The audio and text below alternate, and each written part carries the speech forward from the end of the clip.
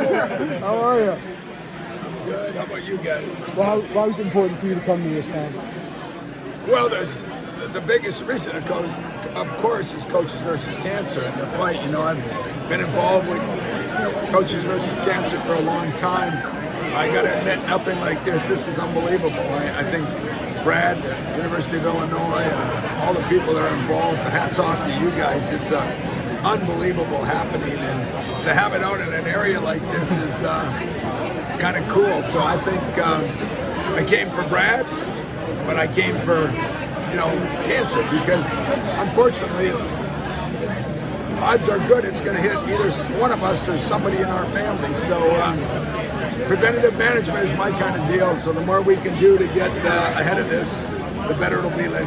What did you think driving up to this place? I mean, we're in the middle of nowhere here. Yeah, I'm from the UP of Michigan. You have no idea where that's at. That's the second place that's in the middle of nowhere.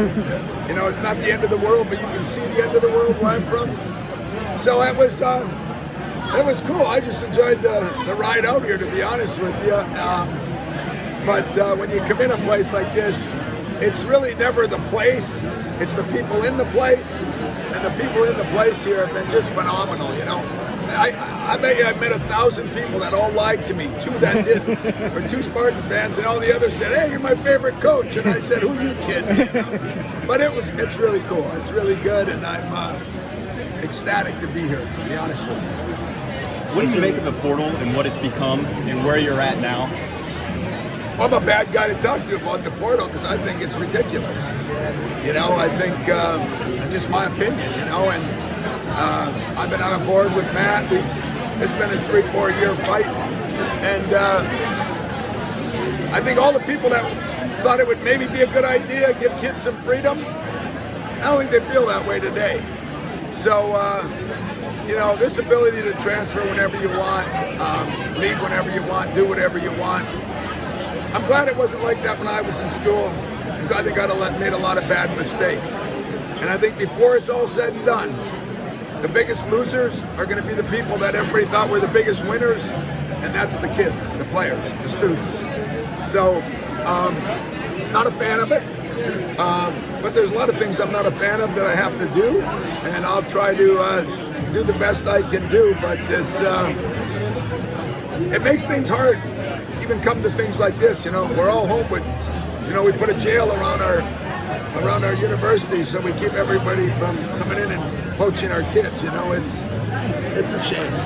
It really is. That's just my opinion, and take it for what you want. Obviously, Tom, you've prioritized continuity. How have you been able to keep that? Well, I've only done it for 2 years, really. You know, I mean, everybody does it differently, and I don't condemn anybody, and I appreciate everybody. Everybody's got their own way of doing some things.